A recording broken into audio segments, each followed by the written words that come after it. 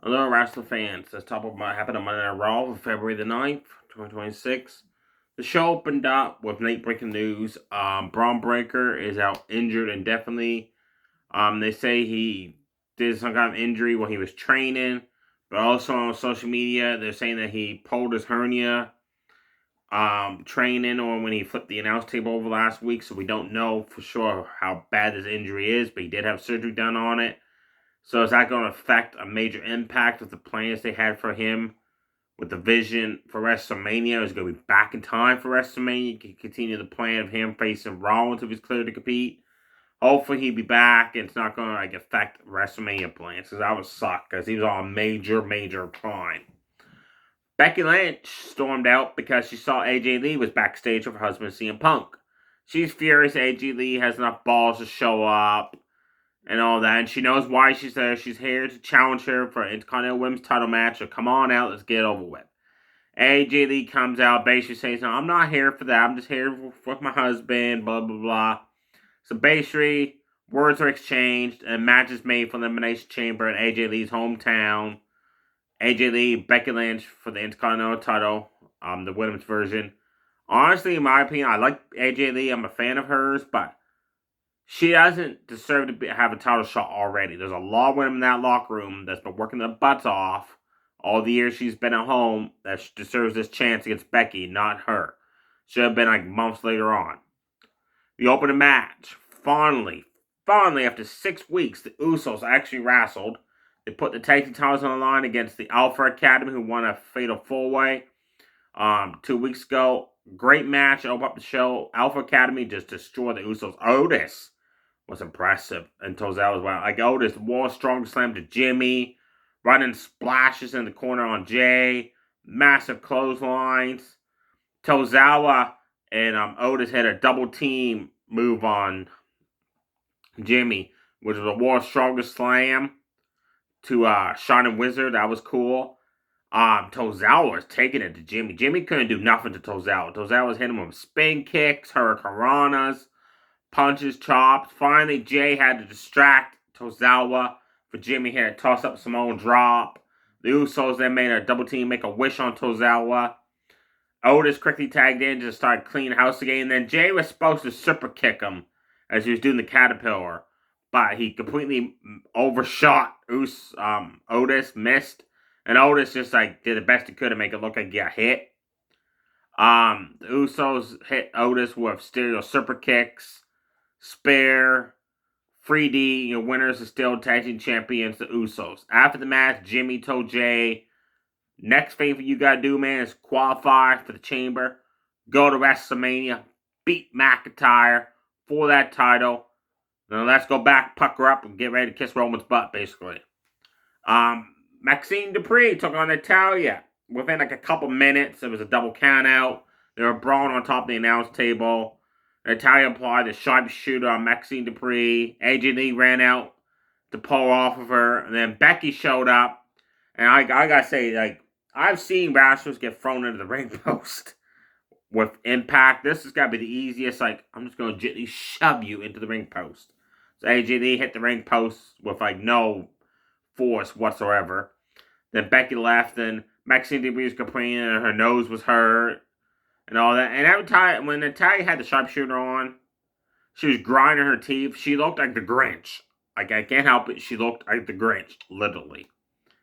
Um, Javon Evans and Chad Gable as America Agondo took on Tyler Bate and Pete Dunne with Ludwig Kaiser dressed up as America Agondo outside.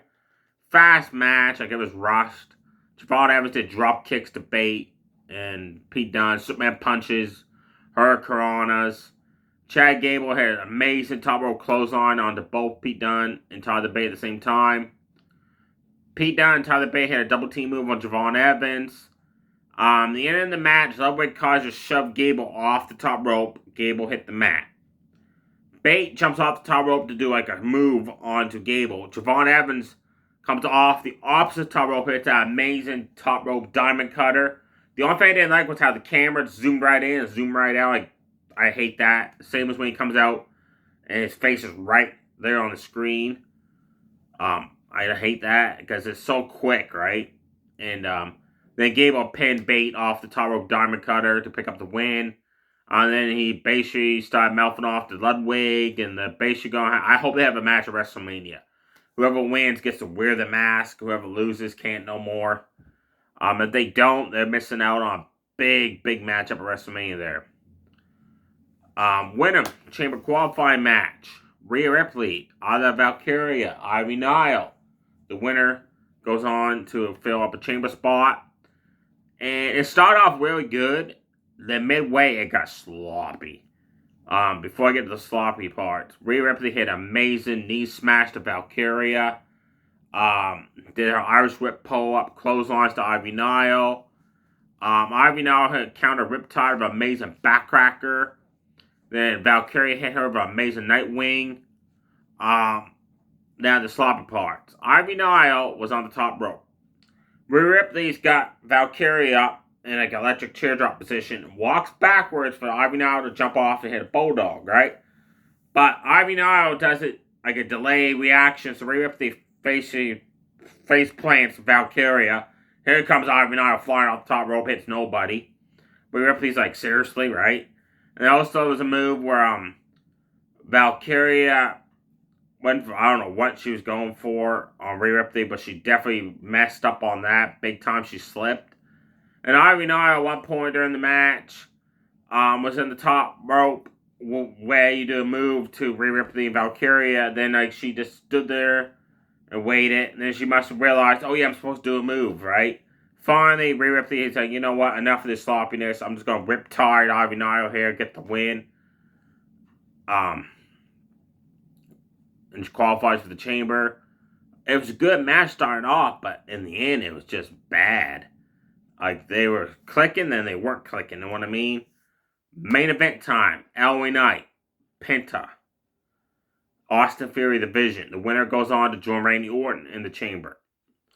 Great main event, action-packed. LA Knight had amazing, awesome gear on. Now, before the match, Adam Pearce was backstage and told Paul Heyman, Logan Paul, Bronson Reed, look, Heyman can go out there because he's a manager. But if you other two show up and they get involved in this match, there will be repercussions for you.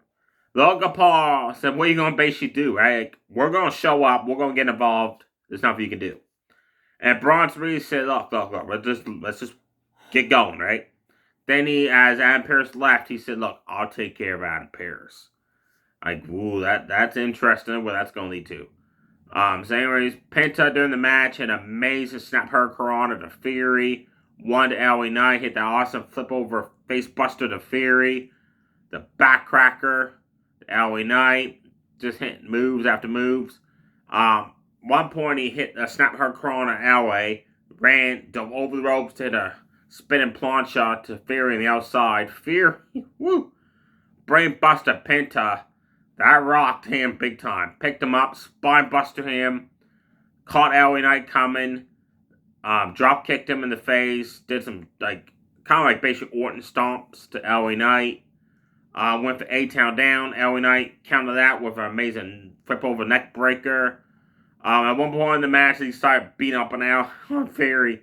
And then Penta covers him out, and I was like, whoa, what do you think you're doing? Pose him off, that's hilarious.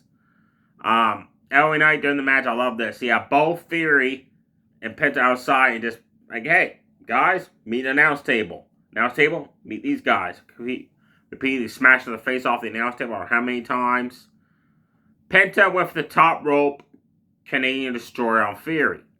LA Knight ran up, superplexed him off. That was awesome. Then he hit a top rope elbow drop to Theory. Suddenly, here comes the Vision. They attack LA Knight. Bronson Reed hits the Dasami on him. Pearce comes out with security, gets Logan Paul.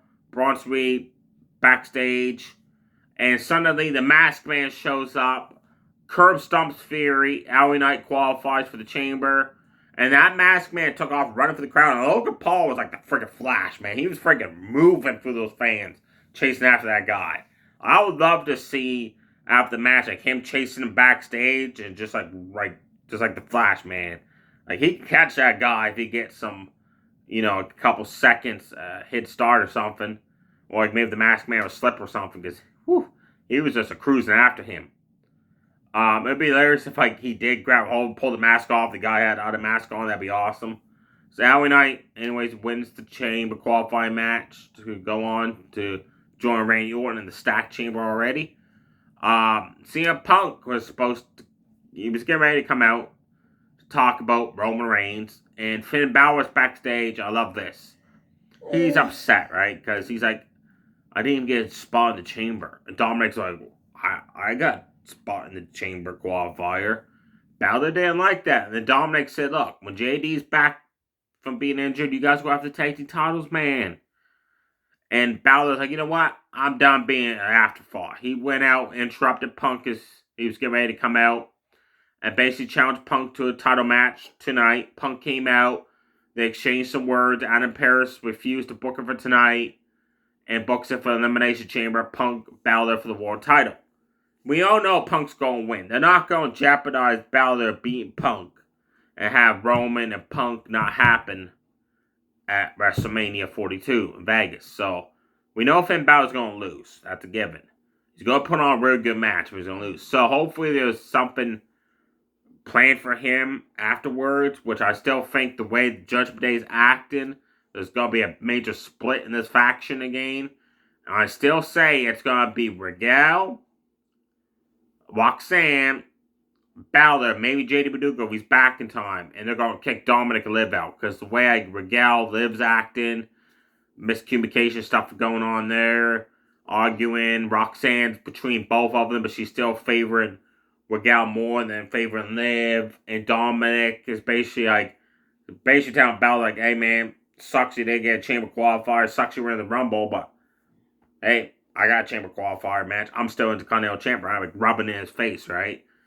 Gunther was shown loving last week's attack from Dragon Lee, and then he put him to sleep in the sleeper hold. And he said, next week I got Javon Evans.